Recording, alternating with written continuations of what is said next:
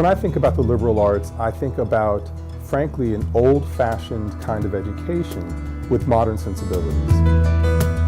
I consider liberal arts to be the study of arts, history, anthropology, and I think it also includes some science. The Greeks and the Romans and the scholars of the Middle Ages saw science as being firmly embedded in the liberal arts. It's a broad education speaking to English and history and science and math. We're trying to teach people to think for themselves, to develop an appreciative understanding of the world around them. It is getting a broad introduction to all of the various disciplines and using that as the foundation for future study and learning. It's also wed to a very contemporary notion of what we need to know in this world today, rooted in the past, engaged in the present with an eye to the future.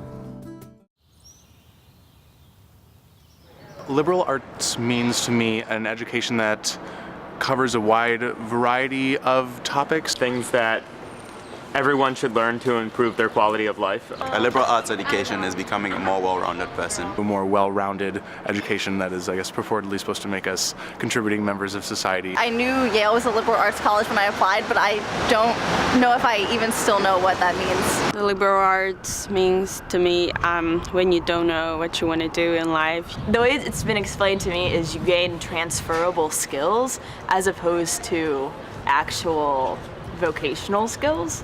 Definitely. Which my mom freaks out about. She thinks I should have vocational skills. We prepare these young people for the responsibilities and the challenges of the world. What a liberal arts education does is prepare you for any possible career. You can go from a liberal arts education to be a lawyer, a doctor, a scientist. Of course, there are others who are going to go into banking or into the federal bureaucracy or into the judiciary. But I would say in those realms too, having these deeper interpretive skills actually seems invaluable to me.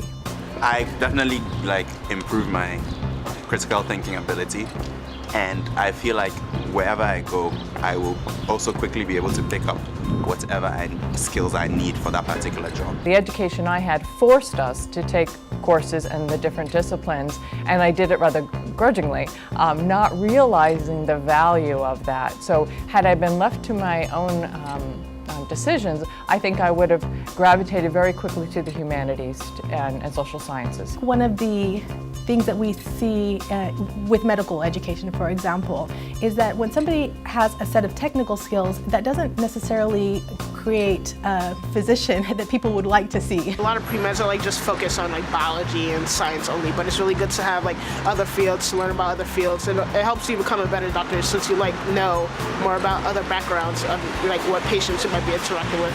I heard from friends that went to conservatory that they were frustrated that they were concentrating so hard on only one thing and really working their butts off on their instruments, but not really learning much about science or math or history.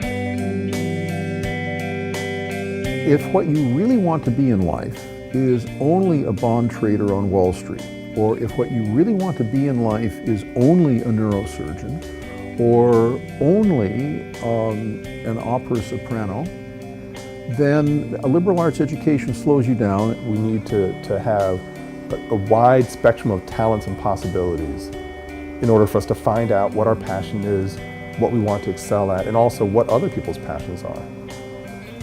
I don't see a weakness in trying to understand the world in as broad a way as you possibly can. I've been in a lot of different educational systems, and not all of them were based on the liberal arts. And there have been some exceedingly impressive people that came out of all of them. So I wouldn't regard it as a necessary precondition for producing an interesting human being by any means. But I think it is one of a number of educational structures that are especially focused on producing a balanced perspective. And that, I think, is the kernel of its value. I believe going forward, the new discoveries that are going to happen are often going to happen in between the disciplines, where two disciplines come together in ways we never thought possible. The fact that we have seen for the last few decades a period of real technological innovation led by people who were, at least in large part, liberally educated. They didn't just have narrow scientific training, they They had a kind of broader set of coordinates and a broader set of, interpretive and intellectual protocols to draw on. I don't think that's an accident. I think this is an educational system at its best which can genuinely produce new thinking.